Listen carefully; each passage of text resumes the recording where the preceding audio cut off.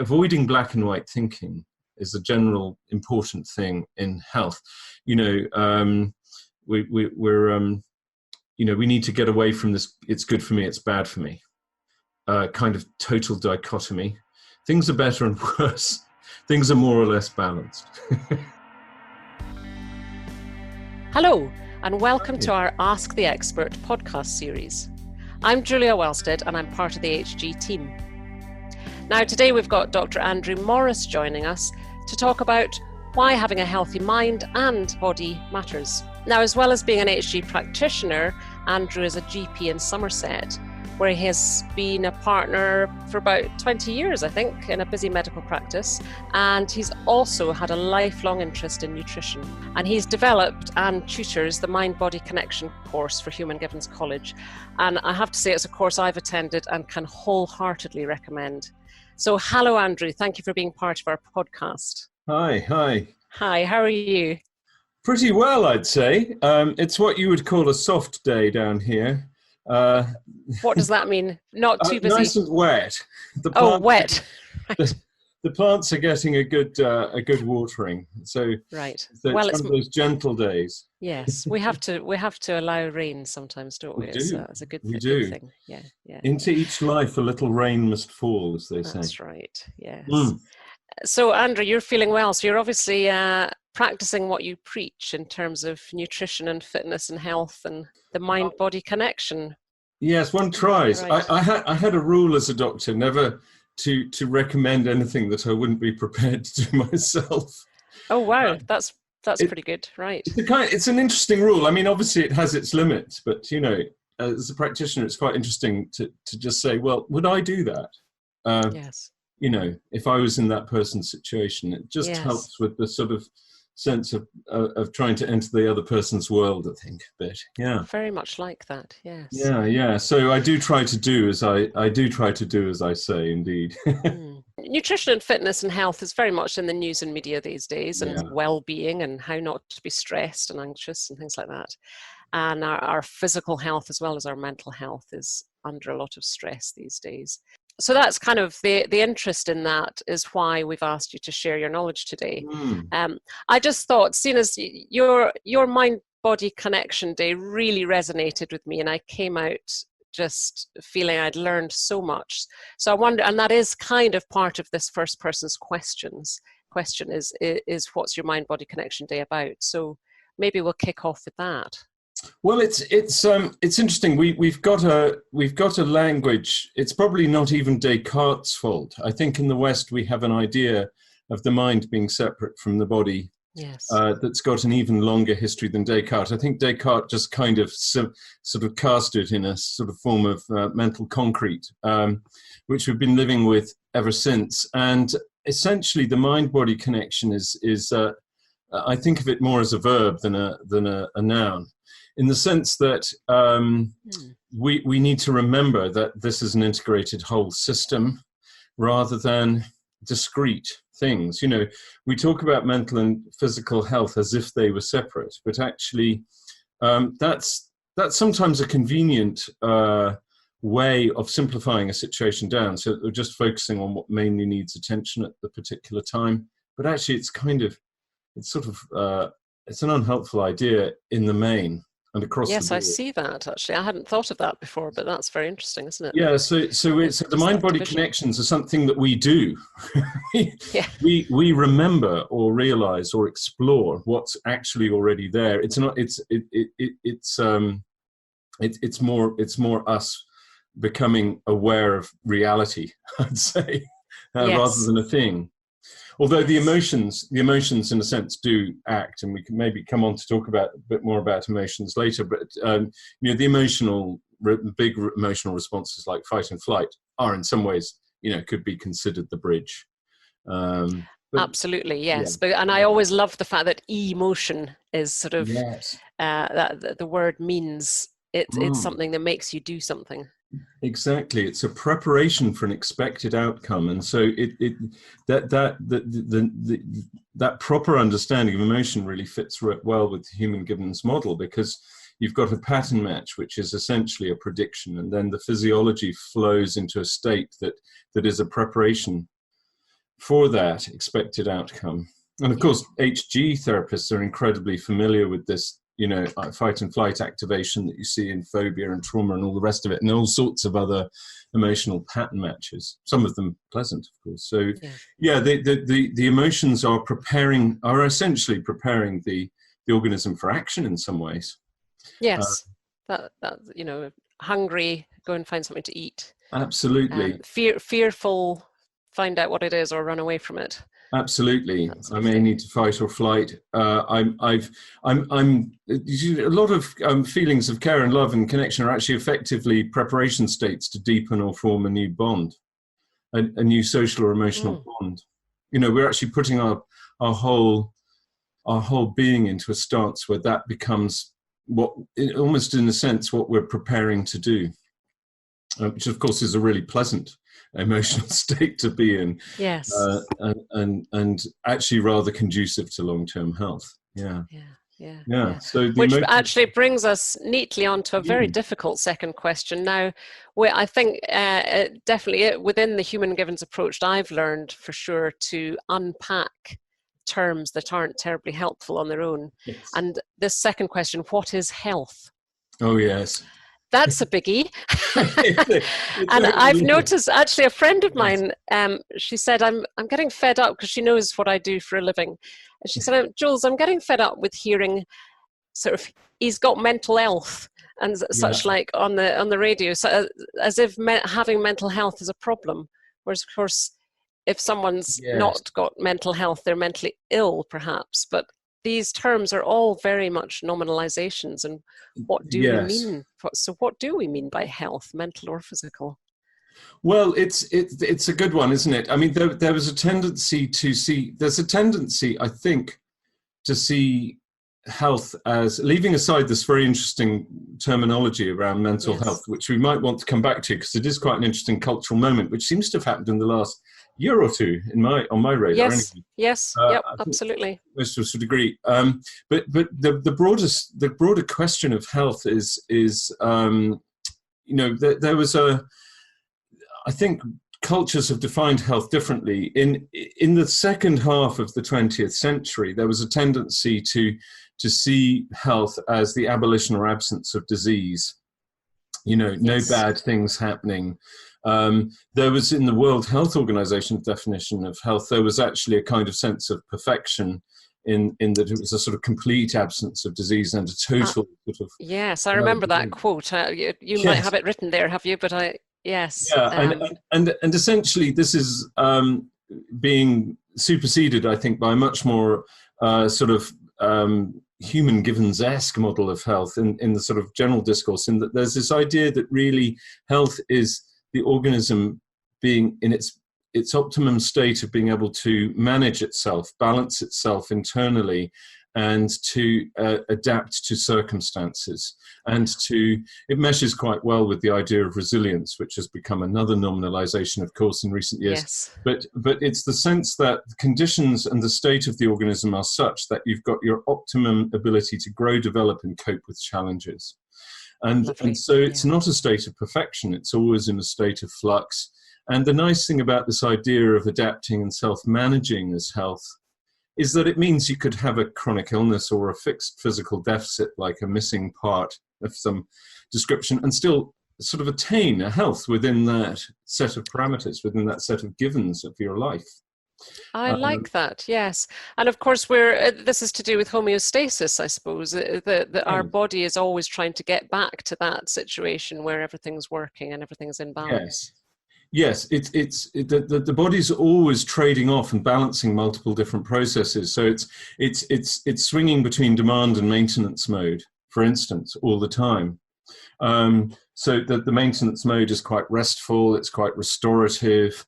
Whereas the demand mode, we need of course, we need a bit of demand in our lives. We need a bit of stretching, frankly, and that's but not just mental and sort of mental stretching, sort of meaning stretching. It's also actually, we can see quite clearly that in the physical plane, our bodies, as we've got, on the physical side, we need to be stretched, and we need to be stretching. Yes, Yeah, or we're just sort of going to get too soft, and when something exactly. does require to be uh, achieved, or a Yeah, challenge successfully met, yeah. we need to be fit for that. Yeah, So yeah. it's having the right balance between demand and restoration, Mm. and having that not be always in one mode. So you're all relaxation and restoration and no demand, or conversely, all stretch, all demand, all Yeah. stress.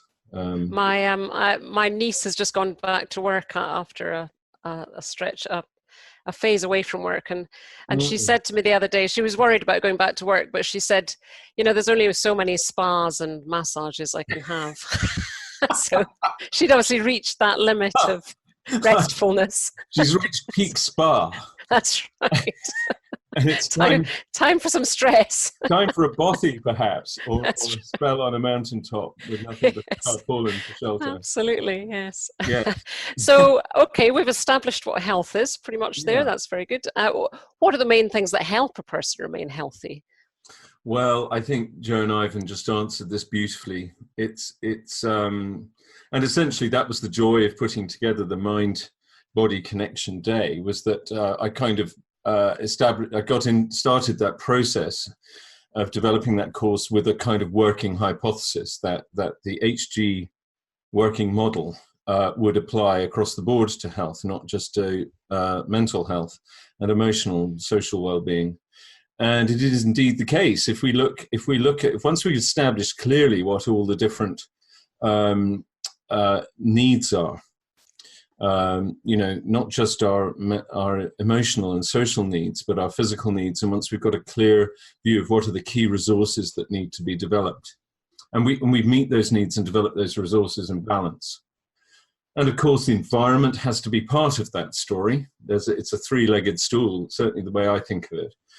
Is that if we get that in a balance, in a good enough balance, then what we get is health. Because it's not perfection, you see. It's never. It's always a dynamic process. But essentially, health is having that adding up and balancing out properly all of our different needs, our resources, and the environment. And so, that's. I think that is basically, in a sense, once come back to it and realize how well that works, it's not surprising it works so well, because the central model of human givens is a biological idea. It's all about an organism and its resources. So actually, it's nice. It's nice. The course, in a way, brings us back full circle to where Joe and Ivan started, which is what does it take for a living organism to stay alive and thrive? Yep. And of course, their big mission was to improve and clarify the world of psychological therapy. And so they focused on that. But actually, the model just works. And I'm sure people, met a colleague at a recent day that I was sitting in on, actually, who works with horses, and she found that you could work with the horses using the sort of what you would call the equine givens model. It's a lovely idea. Yes. I wrote an article last week about how we should be applying it to the planet, actually. I should just actually say, for any listeners who don't know who we mean by Joe and Ivan, that's Joe Griffin and Ivan Tyrrell, who are the founders of the Human Givens approach. So just pop that one in there. So here, this sort of homes in on exercise, this next question. How much exercise, and I think it's a piece of string, but anyway, how much exercise do we have to do to help us to have a healthy body and mind? Well, I think there's an official answer. We know that moderate exercise, 20 to 30 minutes a day, 5 or more days a week, will have a significant and very appreciable effect on well-being and rate of dying rather than mortality. I don't like the word mortality, but we last better if we exercise like that. But actually, we also know that simple pottering about, standing up, moving, lifting, carrying, bending, stretching, walking from one place to the next is very important. And it also there's a term for that, isn't it? The sort of nano exercise, or what? That's a nice one. I've not heard that one, but NEAT is the one. NEAT is a very Yes. Yeah. I just made up the other one. Yes. Well, it's very nice. I like nano exercise. For a lot of us, a nano exercise is the biggest exercise we get. But actually, that sort of pottering around is incredibly important. The average person who does not lead a completely sedentary life is burning far more calories on this, what we call NEAT, non-exercise activity thermogenesis. They're burning much more on that than they would with their half hours exercise that the guidelines recommend. And then the other part of it is that actually quite intense effort has another set of effects. So, I mean, it's clear that we've got these physical resources, you know, our muscular, skeletal and neurological system are highly adapted to manipulate the environment and move about in it.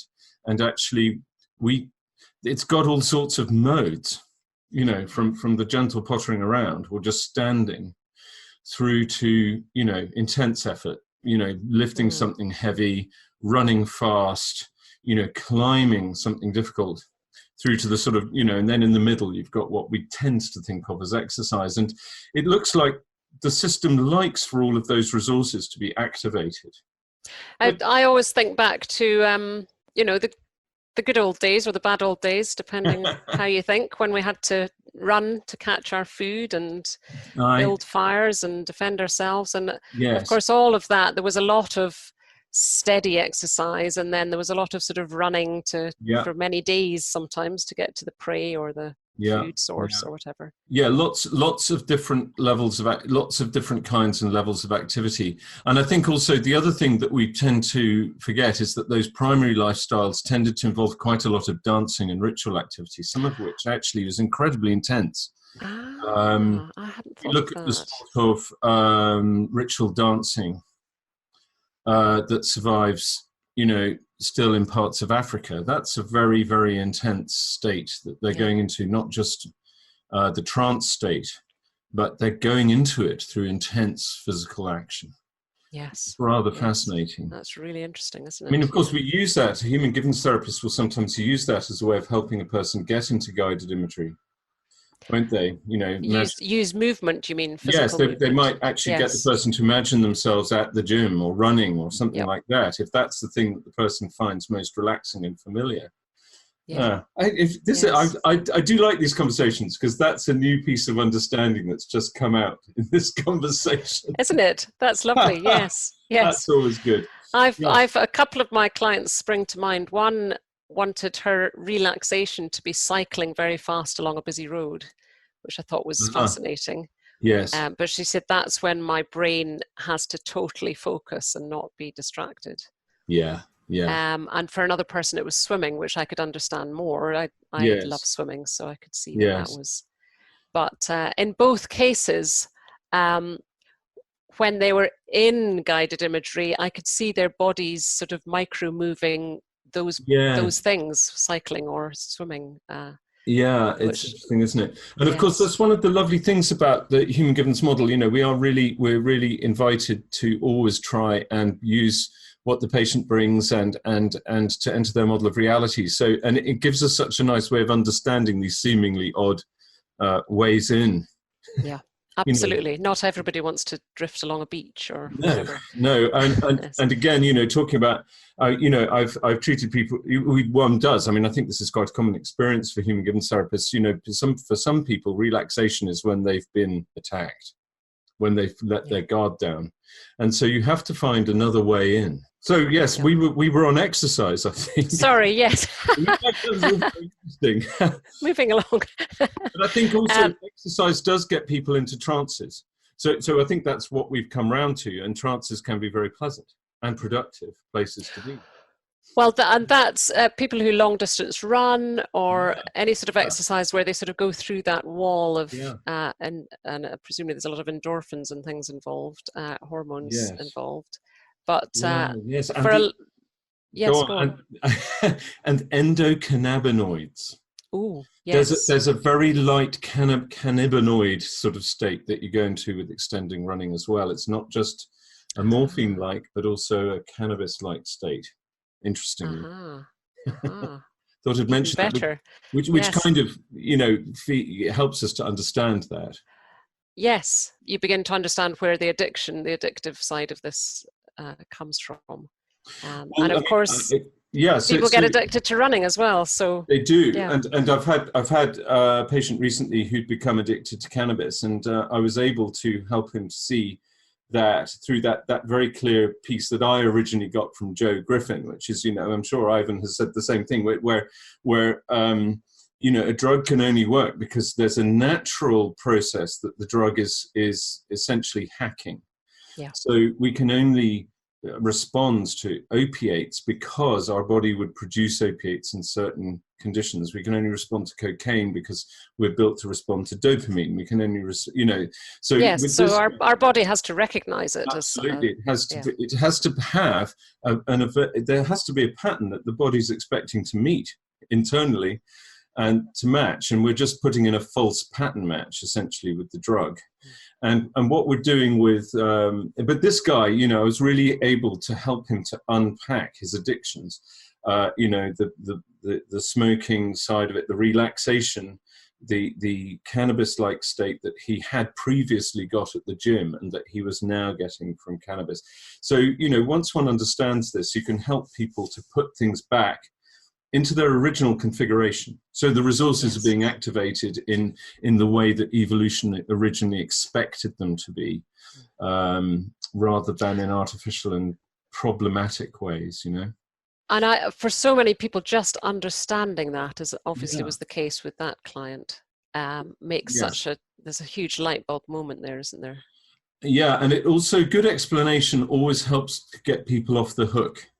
I think that a really sound piece of explanation, very correct, it absolves people of guilt, but it gives them the correct amount of responsibility from that point onwards. Nice. Yes, I like that. Yes.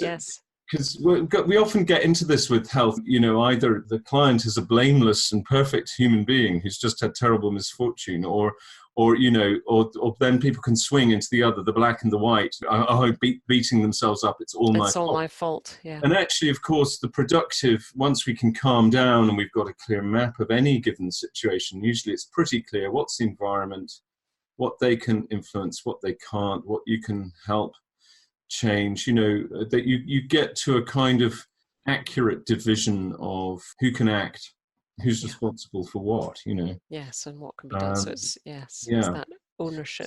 I like that. Yes.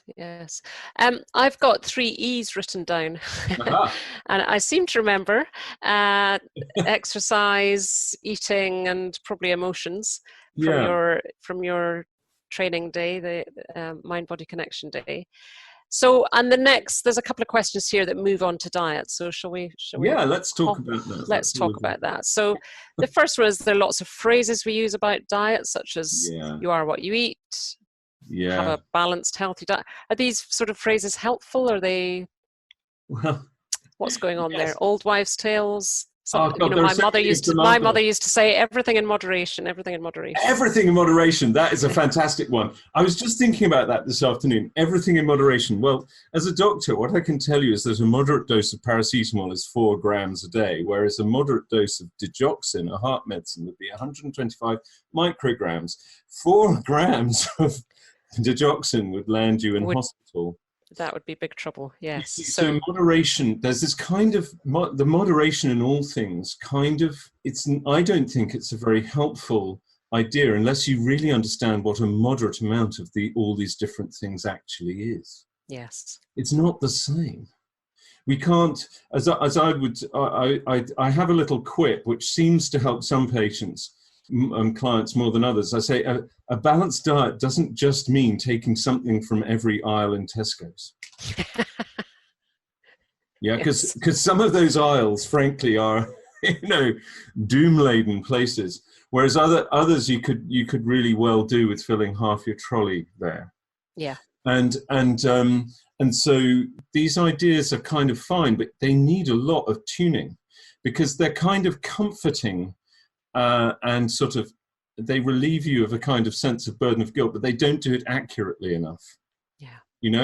And I think it still sort of rankles with me. I now eat a lot of plants, by the way, which was already happening in my life, but was hugely promoted by your training day. And it sort of annoys me where this balanced diet is still being portrayed as, you know, almost meat and two veg. Yeah, well, there are, of course, a very energetic and highly motivated group of people that feel that that is a model. I mean, I've got, this is not the occasion to try and burrow deeply into why that's not the main model that I present in my teaching. But I think that there's this idea of balance is what it needs to be illustrated with accurate information. So if we look at populations which live the longest with the longest disease-free span of life, they all share a very common characteristic, which is that the diet consists mainly of unprocessed whole plant foods of various kinds. They're not vegans, they're not vegetarians, they wouldn't put themselves in any category. These people have just got their culture. Yeah. But actually the balance is very strongly that way. So that's the main, and then once we've got that piece, I think, clear, it's much easier to read the rest of the information. You know, those are the healthiest populations. So balance isn't equal quantities. It's actually, there's a preponderance. Yes, yes. With the unprocessed plant foods. And this is the case even for hunter-gatherers. Hunter-gatherer diets are based on a foundational layer of tubers, seeds, and quite starchy foods, in fact. And that's their base layer. And then they'd have bonanzas of honey, for instance, or meat. And those are the kind of like, great, now we're off subsistence. Yes. Into yes. having kind of topped up and kind of protected ourselves against potential dearth. So you know, these high calorie, high fat, high salt, high sugar foods, culturally going way back millennia have had high rank, but that doesn't mean to say that people have eaten a lot of them. Well, they ate them when they were available, which exactly. Unfortunately for us, they're constantly available now, which they definitely wouldn't have been. Yes. So to come back to another one of these comforting, homely phrases, a little bit of what you fancy does you good, but a little bit of what you fancy tends to lead inexorably onto a little bit more, Which doesn't do you good. Yes. And eventually, or sometimes quite soon, you find that it's not doing you so much good. Yeah. You know, we're evolved to deal with scarcity and hardship primarily, and we've engineered the world so that isn't the case any longer for most of us, and certainly not in the West. And we're not adapted to it. We're not adapted to having a constant supply of food of any sort. No. Let alone the high sugary, carby ones. Yeah, well, your mention of unprocessed food reminded me of somebody, I don't think it was you, but correct me if I'm wrong, saying to me, if you have to read the label to find out what it is, don't buy it.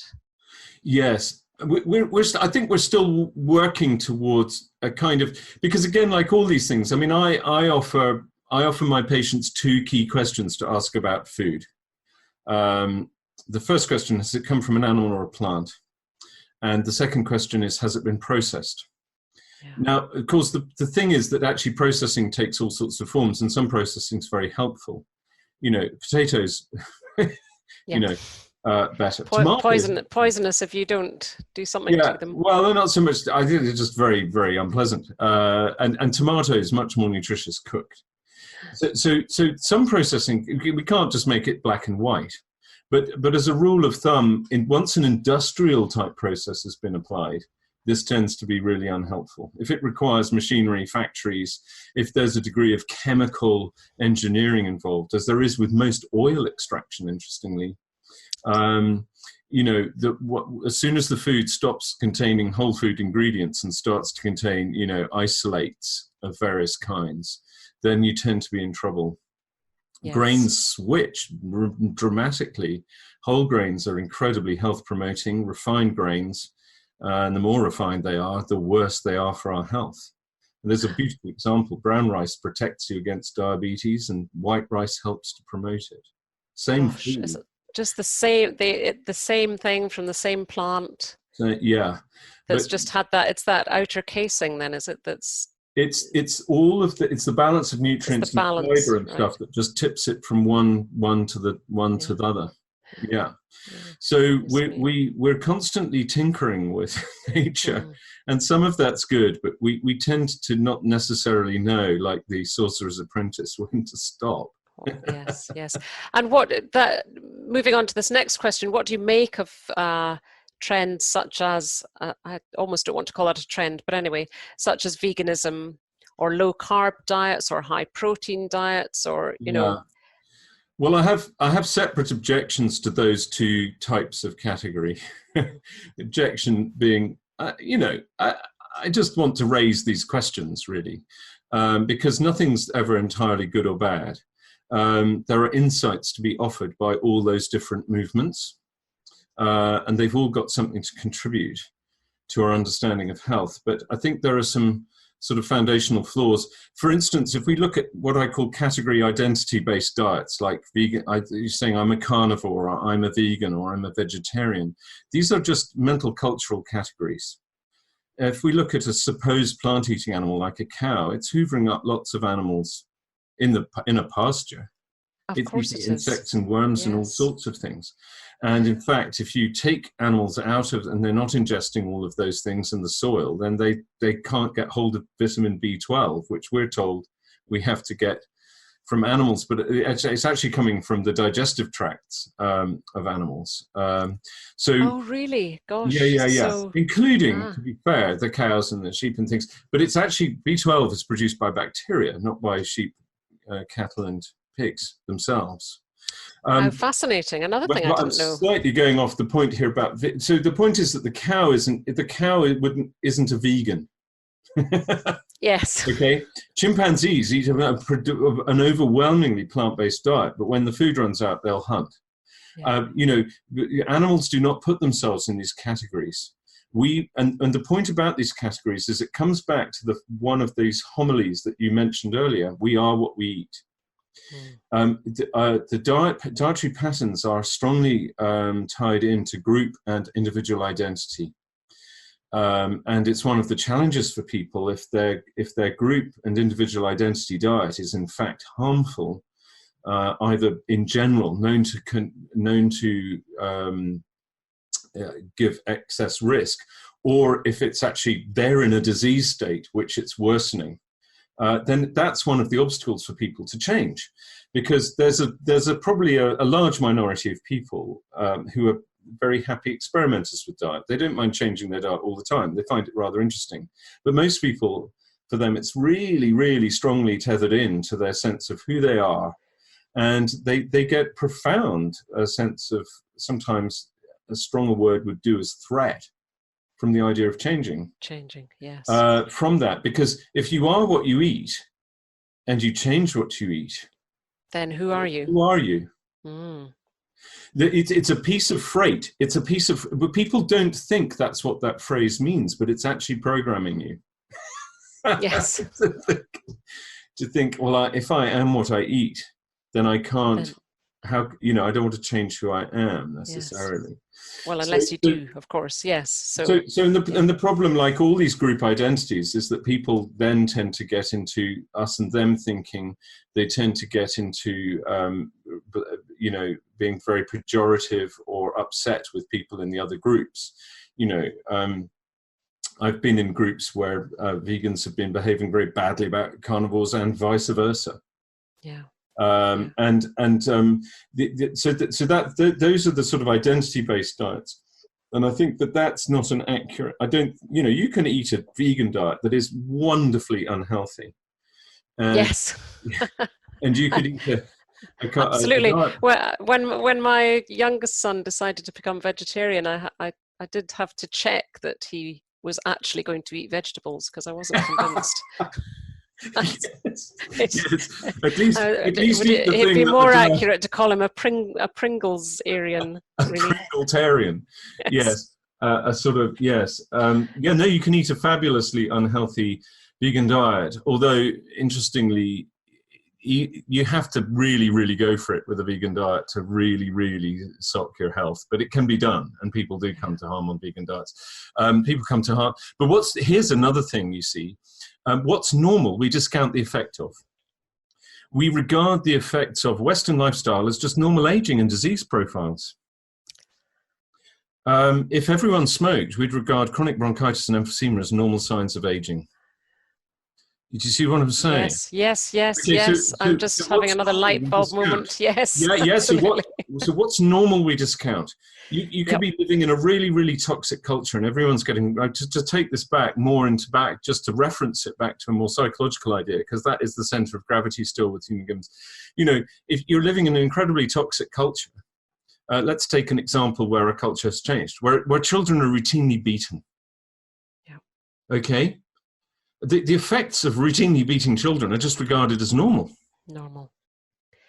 Okay, so or the mismanagement of people's emotional needs in the workplace might be regarded as that's just life. That's just normal. That's what work is. That's what happens when you go to work. Or to bring it back to this instance, people are saying, the vegan had a heart attack. But yes, look at all the conventional Western diet people who are going down with all these illnesses, which we know from the science are connected very strongly to Western lifestyle. They hardly happen outside of that context. But we just regard it because we regard it as normal aging process. And that's where all of these ideas we need to be. Comes back actually to one of the strapline on the original Human Givens book was clear thinking and emotional health. But the clear thinking piece is so important. And of course, this is why the Human Givens ideas are so important for health, is that they give us, the Human Givens model distills beautifully all sorts of ways of avoiding confusion, avoiding ideas that are actually just obscure as much as they reveal. And that are, moving towards preferring ideas that are highly accurate, highly illuminating, highly enabling. And what I often say is that the Human Givens ideas sort of get beneath all of this rather than avoiding it. They get back to the core of what it is to be human and just sort of peel away the, layer. You could use any metaphor you want, layers of the onion, get rid of the culture, get rid of the traditions, get rid of the expectations, and look at what is a human being and what does it need to survive? Absolutely. And isn't that another phrase that's just floating around all the time? What it means to be human. I'll often hear that at the end of, for those of us who are Radio 4 junkies, you'll often hear that phrase drifting through the concluding moments of a thoughtful documentary. Yeah. And I'm often listening thinking, I wonder if you've got a model for that. And if you have, is it as good as Joe and Ivan's model? Probably not. I did, although I've noticed that everyone's slowly catching up. It's interesting. The needs met idea has definitely entered common thinking. Common parlance. Yeah, absolutely. But what's lacking is the clarity of what those lists of needs are. It almost comes back to what I was saying about food. We get so much via evolutionary history. What we desired and what we needed were the same things. We're not any longer in that situation. Yeah, unfortunately, yeah. And the side of things that I like to promote is our resources, because we're sort of taught to be a little bit helpless somehow, and yet we have that inner. I know it's everyone now talks about resilience and how to build it. Well, it is in there within us. That's the thing that I like to remind people. Yes. Anyway, another question. It's easy to get addicted to the wrong foods, but diet and exercise regimes can also be addictive. Yes. How can we prevent this addictive state from happening and learn to live our lives in balance? Well, there's a lovely answer to that, particularly with the exercise. It's very clear. It's, your emotional needs need to be met in balance. If you actually are refocusing your attention, or you have got your emotional needs met in balance, it's much less likely that you're going to develop an addictive pattern around anything. I think that fundamental model that we learn in the Human Givens model overall is actually a good one. So I think people would be very unlikely to become addicted to exercise if they felt let's say, sufficiently safe, and or if they had other sources of stretching and meaning in their life, just to sort of pick a couple sort of and so social connection and intimate connection to another person. This is another thing about exercise. We know that people that exercise out of doors, there's a really interesting thing. They talk more to the person they're with. And that's a clue, really. Most human activities are undertaken in groups. And what we call exercise is really just a kind of way of trying to remind ourselves to be active. So exercise is much less likely to become addictive and be part of a life in which you're meeting your needs if it's part of a social activity in some way. The solitary person pounding the pavements with their iPod on, that may be part of a balanced life, but it also might not be. Yes. If their whole life is being surrounded by people, then heading out alone for a bit is the privacy aspect. There's the privacy that they need. Yeah. And particularly in nature, that may give them a profound sense of reconnection back to something they need. So none of these things, and I think that's really key to these. Avoiding black and white thinking is a general important thing in health. We need to get away from this. It's good for me, it's bad for me. Kind of total dichotomy. Things are better and worse. Things are more or less balanced. And things need to be put in context. Yes. The person running alone with headphones on might have spent all day alone, or might have spent all day in a room full of people. So absolutely, depending on the context, it's a good or bad, or but you might get a bit of a clue from their face. I mean, I know somebody who runs past here quite regularly. That's miserable. And you see other people and they're clearly having a lovely time. Yes. Yeah? So that, yes. I watched the Hampstead Heath Cold Waters, the Lido swimming thing. Did you see that? And that's what I got from that, was that it's a community. Yes. It was very rare to see someone just in on their own. Yes. Or even if they arrived on their own, they were chatting away to someone quite quickly.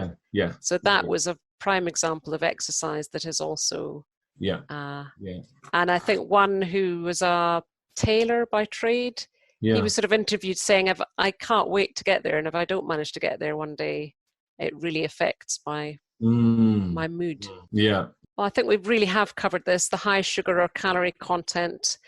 Why is that a comfort food, and is it bad for us? Oh, well, I'm not sure if maybe we didn't cover it. No, is it bad for our health and well-being? Yeah. Well, I think the honest answer is that so far I've not found out precisely why these high available, quick release carbohydrate foods are comforting. But what's interesting about them is that there was a very elegant study looking at next day mood in teenagers with different foods consumed, and although they register as comforting, I think it's because just simply of the quickly available calories. They have a kind of emotion deadening effect. And any eating stimulates the vagus nerve, which tends to relax us. But what we know is that next day, eating processed carbohydrate and junk foods is associated with lower mood the next day, whereas eating unprocessed plant foods, specifically in that study, it was vegetables and fruits. Next day, people had a much stronger sense that they were thriving, that they were enjoying their life. And what was that put down to? Was there a... Well, it seemed that the study was designed to try and show, day-by-day fluctuations in mood according to what was being eaten. That was the aim of the study. So it did indeed demonstrate that. So the comfort foods probably originally in our natural state would have been like sort of the homely staples. The tubers, the bulbs, the kind of the seed foods that would have been the sort of fallback. So do you think they are comforting in that it means you're at home and everything's okay? Who knows? I think the honest answer there is we don't know. But what we do know is that in their modern format, as junk food, as ice cream, as cookies, as all of that. then what we know is that next day your mood will be deteriorated. Yeah. Yeah. So they may, which can, of course, set up that cycle of exactly. I better have another bun. Yes. Yes. So I can't give you the nuts and bolts. One day I might be able to, but not just now. But there is a paradoxical effect. Yeah. It's a bit like a bit like alcohol. Then exactly. Is that It's a good example. Yeah. Sugar, alcohol, and quick release refined carbohydrates all have this kind of hangover. And rebound slump as well, just because the insulin rebound, you get a low blood sugar an hour or two later from very sugary foods. Yeah. So you're kind of putting yourself onto. So to me, that is an archetypal example of where an innate instinct is being mismet in the modern environment. Because traditionally it would have been sparse and occasional. I think it's probably a reasonable assumption that as you would have done that in an Aboriginal lifestyle, it wouldn't necessarily have had the same downside, perhaps, because there's an instinct. It must be there for a good reason. Yeah. Anyhow, so we can only hypothesize on that one, but we do know that it is therefore bad. To answer the question, it is bad for our health and well-being. Exactly. Yes. Yeah. There's a lot of helpful advice about health and nutrition, but some people still really struggle to change their food, diet, and exercise patterns. Why do you think that is, and what would your advice be for them? Well, on the exercise, I think it's the motivational triad. We all have an instinct to conserve energy, and actually any habit takes 2 to 3 weeks to form. There's generally a period of just having to plug on with exercise while you're not necessarily feeling all the rewards and haven't got into the habit yet. So, and also we tend to miss the important components of exercise is that they should have meaning and they should be socially contextualized. Just going on a treadmill isn't really, is hard to motivate yourself to do. Whereas actually, if you've decided to join a club of some kind, people, there's that kind of thing, well, I better show up. They're expecting me to be there, as well as just the social benefits of going. On the food side, I think there are slightly different challenges, but there's a big social dimension. There's identity. There's the fact that often people are sharing housing and catering arrangements together in the family or in the group, and unless everyone wants to change at the same time, or there's a very relaxed attitude around people eating different stuff, that's harder. I think, and also I think there's an element, this again is not scientifically proven, but it's the working hypothesis amongst microbiome researchers that the microbiome you've got, which is of course results from what you've been eating in the preceding weeks and months and years, that microbiome has almost certainly evolved to order its dinner. Yes. Their food. Yeah. Okay, so not only are there all these innate desires, fat, salt, sugar, we want to have, we're surviving, going back in our ancestry, we're here because our ancestors survived famines. We want to take advantage of the bonanzas, the high available carbohydrates, the high available fat, the high available protein foods, because, who knows when they're going to show up again? Well, the answer is at the next meal. Yeah. Yes. Yes. Now the answer is anytime you want it. Yes. Yeah. So you've got that you're having to work against, and essentially how to overcome that is going to depend on what each person's motivation and context actually is, what they want to achieve, and whether they've got a sort of psychological preference for incremental change or whether they're a hell for leather person. Yeah. And so all of this needs to be worked out. If on the individual level, you need to know what kind of person you are. And also, what problem are you trying to solve? And I was going to say, it's having a positive goal. Yeah. So rather than saying, I want to lose weight, perhaps say, I want to be able to run 100 miles or whatever it is, I want to feel lighter, healthier, and stronger. Yes. There's an interesting, I want to feel lighter, healthy, and stronger. I want to have more productive years ahead of me. So it's looking to the gains rather than the losses. I want to be able to play football with my grandchildren. Yeah. These are strong motivators. If you're not yet ill, I mean, people, the great thing about being really ill is that it can be a motivator for massive change. You know, I've had, it's a nice story. I had this guy come in, see me. This is a general practice story. This guy was not normally my patient. He happened to come and see me because I was the duty doctor, and he was at the end of the road in terms of treatment options for his coronary artery disease. And I said to him, I did what was needed for the day. There was some specific medical stuff to do. And I said, look, I'd like to share some information with you because I feel uncomfortable not letting you know this. And I told him essentially all the data to do with eating a very high, you know, pretty much whole food, plant-based exclusively diet, and the trial data on what effect that has on heart disease. And he was absolutely furious, this guy. I'm a carnivore.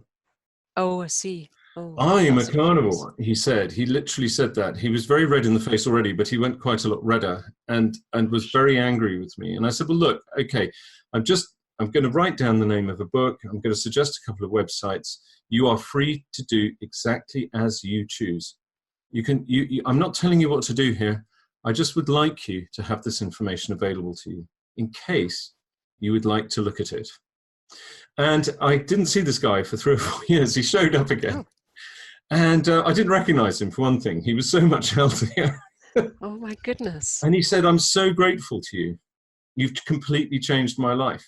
So the interesting thing is when the chips are really down, and even when people maybe appear to be putting up a lot of resistance, when the stakes are very high, some people can make big changes. Yes. So what's the problem you're trying to solve? Are you looking down the barrel of a gun at your life really coming to an end quite soon because they've run out of treatment options for your heart disease?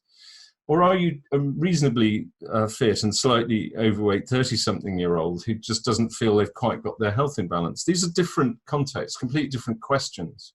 Yeah, and therefore the motivational level is different. The types of motivation, what are the positive, achievable and needs-based goals that you might be looking to try and meet are going to be very different.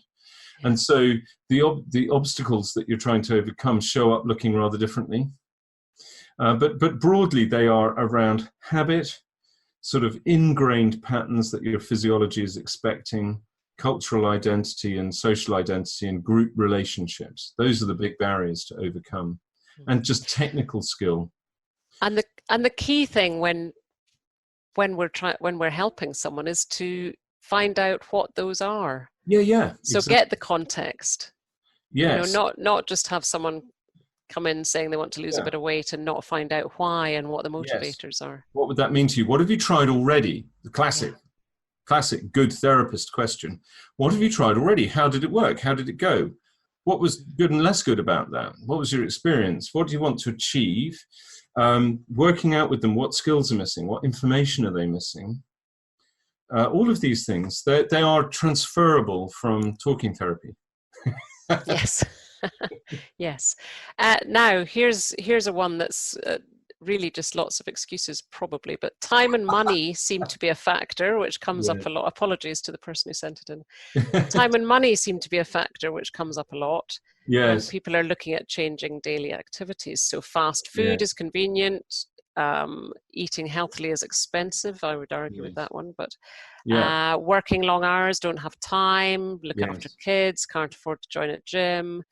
You know, these are all justifications for not doing something. So it's kind of what's your, it's again, it's the context is very different. The person that's working all hours and is, on 150K and not seeing their family and not exercising and eating badly, there's a good conversation to be had there about meeting emotional and other needs and balance. Yes. And what's the purpose of life? The person on minimum wage in overcharged rented accommodation, having to work 2 jobs just to begin to pay the bills, who's also having to go to a food bank, it's a different story. However, what is kind of really, we can say kind of with confidence, is that actually the most health promoting diets are essentially versions. They're good and more diverse versions of peasant diets. Okay, yes. They're based on remarkably cheap foods. They're based on whole grains, pulses, some seeds and nuts, vegetables of all kinds, and fruits of all kinds.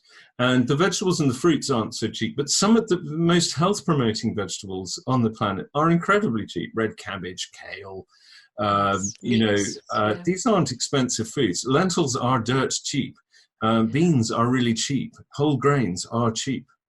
What's missing is the sense, so actually you can eat a very, very optimally health-promoting diet for the same or less than you're already spending for most people. There are, unfortunately, now a good number of people, an appreciable minority of people who would struggle anyway, simply for financial reasons, which is a tragedy, a collective failure. But for most of us, you can afford to eat healthily, and the trick is not to be bamboozled by people trying to sell you expensive sort of, buy this, it's got this in it.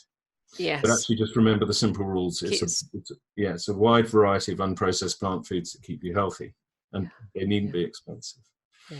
So in time, and that's cultural as well, isn't it? There's this sort of cultural belief that the sort of fast foods are cheaper than going to the getting fish and chips is cheaper than going to the shop to buy some vegetables, whereas in my head that it isn't. It may appear cheaper. They are cheap. They are cheap, but they're not necessary. You could eat better for the same money. And for most people, that's true. And what's missing are shopping and cooking skills and just background knowledge, and a willingness to change. And some people are going to be game for that, and there are skills and projects. A lot of people are making good inroads into doing this very successfully. There's a project in Bristol called Kitchen on Prescription, which does a beautiful job of getting people out of their sort of previous comfort zone and into a healthier one around food. Lovely. Yes, I think there's something similar in Edinburgh, actually. It's more and more widespread, that kind of approach. And they're always groups, you see. Yes, so it's achieving that as well. You can see the other person rather like you, and they're also learning. Key, actually, learning in groups, isn't it? So now, which brings us on to the technology thing. We're living in this digital world where everything is just one click away. Yes. We perhaps don't need to go and meet people even to buy our food. So is technology bad for our mental and physical health, or are there pros and cons? Well, there's got to be pros and cons, aren't there? I mean, I think that the modern tech has made you can now, it's easier to find things out. Unfortunately, a lot of what you find out is either deliberately or unknowingly misleading. But, it's easier to find information. It's easier to find communities of like-minded people, at least online. There have been some advantages. I think people in very specific circumstances have had their lives massively improved. People with rare diseases, if they find people who've successfully dealt with those situations online, they would have never met them before the internet. So those are the kind of, I would say, the counter examples. But I think largely tech is distracting us from meeting our social and physical needs in their most optimal and efficient and kind of elegant ways. The fact that it goes back almost to this time thing, the telly in the old days and now your smartphone or your computer, I can speak from personal experience as well on this, can consume an astonishing amount of your time. And all that time you're physically inactive, and you may well be getting mildly stressed. Or even very stressed. Very stressed, And there's no physical activity to discharge that stress, so your body is preparing constantly for a physical challenge. The fight and flight is a preparation for intense physical challenge, and nothing's happening. You're just sat there. So I think by making us inactive, by just taking our attention away from what's real and there and proximate to us, the people, the things, the places, and the other creatures and plants around us, so some people are in intolerable and horrible situations, and it's nice to have that distraction. And we all like to go into a dream from time to time, but it's become too easy.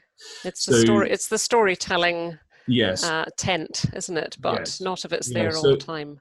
So I think there are specific tools and there's specific information out there which we can use very elegantly now with tech. But on the whole, I don't think it's had, it's not revolutionized human health on the overall. No. Yeah. Now, here's a biggie. Sometimes mental health problems can also come with physical health, or can lead to, indeed, such as aches and pains and more clear. Gosh, that's quite a big one. That's a big question. It might almost be a topic for another day, because this feeds into all this new understanding of depression. Inflammation and essentially, just very briefly, because we need to remember that we're integrated wholes. While we are incarnate, we are in the flesh, we are in our bodies, our consciousness is integrated into that system. The emotions are embodied experiences. And so all of that, there are very few conditions which don't get reflected in the supposed other system. Yeah. There's always an emotional component to an illness, regardless of whether it's arising primarily in the thinking and imagination, or whether it's originating most powerfully in the body. But to take an example of an inflammatory condition like rheumatoid arthritis, we know that makes you more prone to depression, because depression features inflammation in the brain as well as the body, and the sleep disturbance and the stress responses from the rumination accentuate that. So we should probably expect there to be a reflection, changes across the board, rather than being surprised when we actually notice them. Yes, it'd be surprising if it wasn't. If they weren't connected. Yes. The onus is on the physical condition to prove that it's actually separate. But I'd like to see it try. Yes, I rather like the sort of Buddhist way of thinking. With if you're injured, you fall and break an arm or something. Yes. They talk of the darts of suffering, don't they? So the initial dart is the actual break. Yes. But thereafter, you're adding suffering because you're scared, or you're angry, or you're worried about the fact that you can't work next week, or, all those other things come into play. So that's the emotional side. Well, and guided by the emotions, the brain focuses more and more on those patterns that go with the emotions of fear, hurt, please make it go away. Yeah. And so those emotional states, then, the imagination starts to get going. And, we all know, particularly in the human givens model, that endless suffering can be generated and rehearsed and reiterated in the imagination. Yeah. So very much the topic of another podcast. Yes, please. We'll be inviting you back very soon. I'd be happy to come. Brilliant. Well, there's a final question, Andrew. What would be your top tips to help us activate a healthy mind and body? Oh, right. Well, it probably goes back to the 3 E's. Move around a lot, and preferably having fun or doing something meaningful with other people. Eat more plants, more variety, and more of them, less processing, and meet your emotional needs in balance. Lovely. I think that those are the 3 big things. Yes. So the 3 E's. Yes. Within that gives you a lot of scope and a lot of imagination to do things in endlessly interesting and individual ways. But that's the core pattern, I think. Lovely. And is there anything else you'd like to add before I wrap up this podcast? Well, I don't think so. I mean, as you can probably tell, I could. We could talk all day. But it's been nice to have this conversation, and actually to have the new ideas that have emerged from it, as they always do when two get together. Yeah, that's great, isn't it? Yes. Well, thanks so much. It's been brilliant. Yes, and we have managed to cover a lot. But it's really the tip of the iceberg. I can't recommend your mind-body training day, connection training day enough, because that was so information-packed. And I actually remember my head kind of reeling in a good way. pleasantly exploding. And as I said earlier, it did significantly change the way I thought about exercising and eating, and I am, touch wood, feeling pretty healthy at the moment, so and that's all good. And hopefully, as with all of our human givens activity, in a more enabling and optimistic kind of way. Totally, yes. And plus, must say, it's helped when I'm working with clients. Having that extra understanding about the mind-body connection has really helped.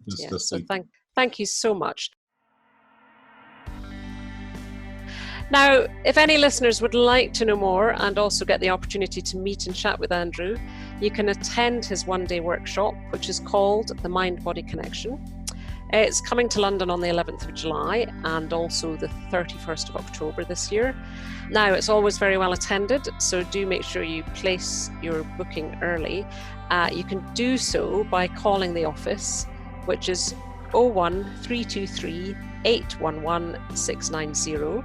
Or you can visit humangivens.com/college. We hope this podcast has helped you to more fully understand and appreciate why having both a healthy mind and a healthy body matters so much. And I must just add, actually, athletes really know this now. Mm-hmm. Healthy mind, healthy body is what gives them the optimum prowess. What would the word be, Andrew? Yes. I like prowess. Let's have prowess. Let's finish with prowess. Well, thank you so much, Andrew. That's brilliant. And to all our listeners, until next time, bye for now.